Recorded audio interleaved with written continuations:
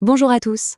Aujourd'hui, on va décortiquer un livre qui a vraiment changé la donne en psychologie, S'épanouir de Martin Seligman.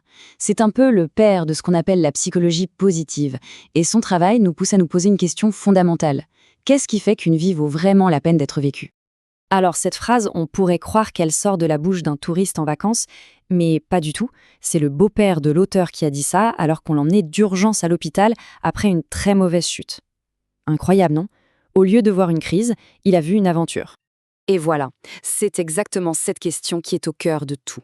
La psychologie positive, ce n'est pas de faire semblant que tout va bien, c'est de comprendre comment notre regard sur les choses peut, mais alors radicalement, transformer notre réalité. Seligman le dit bien, le but du jeu, ce n'est pas de passer son temps à ignorer les coups durs de la vie. L'idée, c'est plutôt d'étudier, de manière très scientifique, ce qui rend la vie riche, ce qui lui donne du sens, même et surtout quand on traverse des épreuves. En fait, c'est un changement complet de perspective. Pendant des dizaines d'années, la psychologie s'est surtout attachée à réparer ce qui n'allait pas. Le but, c'était de faire passer les gens de la souffrance, disons un -8, à un état neutre, un 0. Et Seligman, lui, il est arrivé avec une nouvelle question. Comment on fait pour aider les gens à passer d'un état ça va, un +2, à un état génial, un +8? Et ça, c'est un point super important. On ne parle pas ici d'optimisme un peu naïf ou de la méthode Coué. Pas du tout. C'est une vraie science qui se base sur des études, sur des données, pour comprendre ce qui marche vraiment. L'idée, ce n'est pas de se forcer à sourire, mais de développer de vraies compétences pour aller mieux. Et un des plus gros obstacles à ce bonheur durable, c'est ce qu'on appelle l'engrenage hédonique. C'est un concept fascinant. En gros, ça veut dire qu'on s'habitue très très vite à ce qui est bien. L'exemple classique, c'est l'étude sur les gagnants du loto. Après l'euphorie des débuts, eh bien, ils reviennent à leur niveau de bonheur d'avant.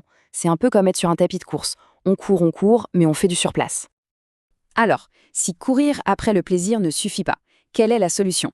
Eh bien, Seligman nous propose une toute nouvelle théorie du bien-être. Et elle ne repose pas sur un seul élément, mais sur 5 piliers fondamentaux. Et le voilà, ce fameux modèle. PRMA. C'est un acronyme hyper pratique. Chaque lettre correspond à un des piliers de l'épanouissement. Et l'idée la plus forte derrière tout ça, c'est que non seulement on peut mesurer chacun de ces piliers, mais en plus on peut travailler dessus, on peut les développer. Ils sont tous liés, bien sûr, et une vie vraiment épanouie, c'est de trouver son propre équilibre entre les 5. Le premier pilier, le P, pour émotion positive. Bon, là c'est assez classique, c'est ce à quoi on pense tout de suite quand on parle de bonheur. La joie, la gratitude, l'espoir, le plaisir.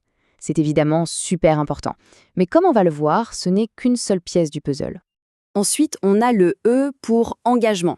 Vous savez, c'est cet état qu'on appelle aussi le flow. Ce moment presque magique où on est tellement à fond dans une activité que le temps s'arrête. On ne voit plus rien autour, on ne pense plus, on est juste dans l'action. C'est une forme de bien-être qui vient de l'activité elle-même. Le troisième pilier, R pour relation.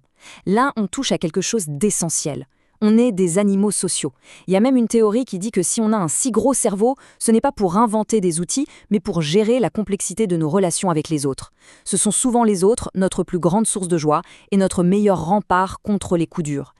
Puis vient le M pour meaning, le sens. C'est le sentiment de faire partie de quelque chose qui nous dépasse, qui est plus grand que nous. Ça peut être une cause, une communauté, sa famille, sa foi. C'est ce qui donne une direction, une raison d'être à nos actions au-delà de notre petite personne. Et enfin, le A pour accomplissement. L'exemple que donne Seligman est génial. Il parle des joueurs de bridge de très haut niveau. Beaucoup ne jouent ni pour le plaisir, ni pour le sens, ni même pour les relations. Ils jouent pour gagner. Juste pour la beauté du geste, pour la maîtrise, pour la victoire en elle-même. C'est un moteur de bien-être à part entière. Ok, la théorie c'est bien beau, mais concrètement on fait comment pour cultiver tout ça? Eh bien la bonne nouvelle, c'est que Seligman propose des exercices très simples et surtout dont l'efficacité a été prouvée par la science. Celui-ci, il a l'air tout simple mais il est d'une puissance folle. Chaque soir, en quelques minutes, ça rééduque le cerveau à voir le positif au lieu de ruminer le négatif. Et le fait de se demander pourquoi, ça renforce la gratitude et le sentiment d'avoir un peu de contrôle sur sa vie. Alors là, attention, c'est l'exercice poids lourd. D'après les études de Seligman, c'est l'un des plus efficaces pour provoquer un pic de bonheur intense et durable. C'est un moment d'une force incroyable qui renforce les liens de façon extraordinaire, pour la personne qui donne comme pour celle qui reçoit. Cette petite phrase, c'est la mère d'un ami de l'auteur qui l'a dite, et elle résume une vérité profonde. Aider les autres, c'est l'un des moyens les plus rapides et les plus fiables pour améliorer son propre moral. Un simple acte de gentillesse, c'est un antidote quasi immédiat à la morosité. Et ce qui est génial avec ces idées, c'est qu'elles ne s'appliquent pas qu'à nous, individuellement. Elles sont en train de transformer des institutions entières, des écoles jusqu'à l'armée. Imaginez un peu, des écoles où on n'apprend pas seulement les maths et l'histoire, mais aussi la résilience, l'optimisme, la gestion des émotions. C'est ça, l'éducation positive. Et des écoles comme celle de Geelong en Australie montrent que ça marche. Les profs sont plus heureux, les élèves aussi, et tout l'environnement scolaire en profite. Et ça va encore plus loin. L'armée américaine a mis en place un programme gigantesque, non pas pour soigner le stress post-traumatique après les combats, mais pour le prévenir. L'idée, c'est de construire une sorte d'armure psychologique chez les soldats avant même qu'ils partent sur le terrain. Et un de leurs outils les plus puissants, c'est cette métaphore de l'iceberg.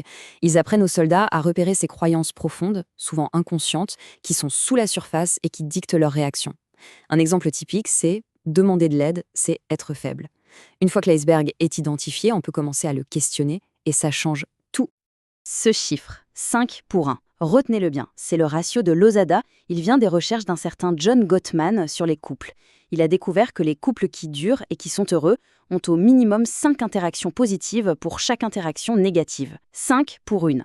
Et ce ratio, on le retrouve aussi dans les équipes qui travaillent le mieux. Ça montre bien le pouvoir immense du positif. Et on termine avec la question un peu vertigineuse que pose Seligman. Et si on décidait que le but ultime de nos sociétés, ce n'était plus seulement le PIB ou la puissance militaire, mais l'épanouissement des gens? Si on commençait à mesurer le progrès non plus en demandant combien on produit, mais plutôt comment on s'épanouit. C'est une réflexion qui, je crois, vaut vraiment la peine d'être menée.